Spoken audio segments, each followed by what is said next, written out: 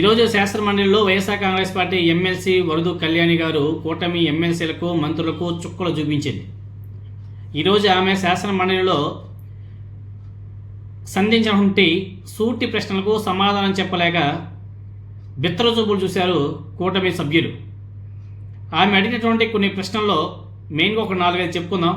మొట్టమొదటి ప్రశ్న, తిరుపతి తొక్కిసలాటకు బాధ్యులు టీటీడీ చైర్మన్ ఈవో గారు, టీటీడీ చైర్మన్ మన బిఆర్ నాయుడు గారు, అదేవిధంగా అప్పుడు ఈవో గారు, తర్వాత ఏఈఓలే అనేసి వీరి నిర్లక్ష్యం వల్లనే ఈ దుర్ఘటన జరిగిందనేసి డిప్యూటీ సీఎం పవన్ కళ్యాణ్ గారు అన్నారు కదా, వారి మీద చర్యలు ఏమైనా సరే తీసుకున్నారా అని చెప్పేసి ఆమె ప్రశ్నించింది.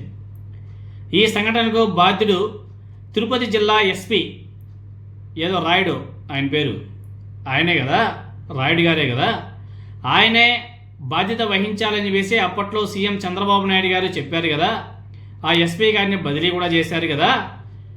ఇప్పుడు మళ్ళీ అదే ఎస్పీ గారిని ఎందుకు మళ్ళీ తిరుపతికి తీసుకొచ్చారు అని చెప్పేసి కూడా ఆమె ప్రశ్నించింది.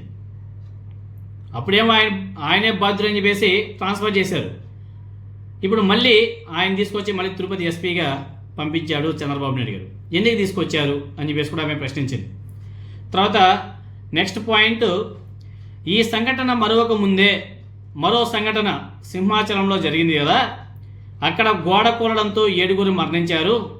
కొందరు నన్ను ఒత్తిడి చేయడం వలన నిబంధనలు అతిక్రమించి తక్కువ సమయంలో ఈ గోడను కట్టాను అనేసి ఆ గోడ కట్టినటువంటి కాంట్రాక్టర్ స్వయంగా చెప్పాడు కదా, మరి ఆ కాంట్రాక్టర్ మీద ఎవడు ఒత్తిడి తీసుకొచ్చారు, ఎందుకు తీసుకొచ్చారు, వారిని గుర్తించారా, వారి మీద ఏమైనా సరే చర్యలు తీసుకున్నారా అని చెప్పేసి వరదు కళ్యాణి గారు శాసన మండలిలో కూటమి ప్రభుత్వాన్ని ఉద్దేశించి ప్రశ్నిస్తే వాటికి ఎవరు కూడా సమాధానం చెప్పకుండా ఆ దేవాదాయ శాఖ మంత్రి ఒక ఆయన, ఐ థింక్ ఆనం రామనారాయణ రెడ్డి గారు లేచి వైఎస్ జగన్ అని చెప్పేసి మళ్ళీ పాత పాట ఎత్తుకోవడానికి ట్రై చేశాడు. మధ్యలో బొత్స సత్యనారాయణ గారు లేచి, అయ్యా ఆ మహిళ అడిగినటువంటి ప్రశ్నలు ఏంటి, మీరు చెప్పినటువంటి సమాధానం ఏంటి అని చెప్పేసి సీరియస్గా బొత్స సత్యనారాయణ గారు వార్నింగ్ ఇవ్వడంతో పాపం ఎమ్మెల్యే గారు నోరు కూడా, మినిస్టర్ ఆనం రామనారాయణ రెడ్డి గారు నోరు కూడా తెరవలేక సైలెంట్ అయిపోయాడు. ఆమె అడిగినటువంటి ప్రశ్నలకు ఎక్కడ కానీ సమాధానం చెప్పలేదు మినిస్టర్ గారు. చెప్పకపోగా మళ్ళీ వైఎస్ జగన్ అని చెప్పేసి ఇంకా మళ్ళీ ఏదో పాత పాట పాడడానికి సిద్ధమవుతున్న సందర్భంలో బొత్స సత్యనారాయణ గారు ఇచ్చేటువంటి రిప్లైకి పాపం ఆయన సైలెంట్గా కూర్చోవడం కూడా జరిగింది. ఒకసారి ఆ వీడియో కూడా మీరందరూ కూడా ఒకసారి చూడొచ్చు. ఇప్పుడు తిరుపతి విషయం తీసుకుంటే సాక్షాత్తు డిప్యూటీ సీఎం గారు వెళ్ళి ఆ తిరుమల వెళ్ళి TTD chairman, TTD EO, TTD AEO 3 బాధ్యులు వాళ్ళ నిర్లక్ష్యం వలన ఈ దుర్ఘటన జరిగిందని చెప్పారు అధ్యక్ష. మరి వాళ్ళ నిర్లక్ష్యం వల్ల జరిగిందని డిప్యూటీ సీఎం గారే చెప్పారు కదా అధ్యక్ష, వాళ్ళ మీద ఏమైనా చర్యలు ప్రభుత్వం తీసుకుందా అని అడుగుతున్నాను అధ్యక్ష.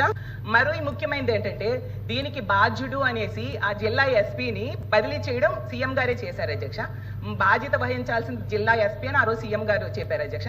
మళ్ళీ ఎందుకు అధ్యక్ష మొన్ననే ఆ ఎస్పీ సుబ్బరాయుడు అనే ఆయన్ని మళ్ళీ ఎందుకు నియమించారు అధ్యక్ష, అసలు ఎలా నియమించారు, ఎందుకు నియమించారు అధ్యక్ష? అది ఇంకోటి ఏంటంటే ఈ సంఘటన మరొక ముందే మనం సింహాచలంది చూసాం కదా అధ్యక్ష, ఇందులో ఆ కాంట్రాక్టర్ చెప్పాడు అధ్యక్ష, పైన ఉన్న వాళ్ళ ఒత్తిడి వల్లనే తక్కువ సమయంలో గోడ కట్టాను, ప్లాన్ ని డీవియేట్ అయ్యాను, వాళ్ళు ఒత్తిడి చేయడం వల్ల అని చెప్పారు అధ్యక్ష.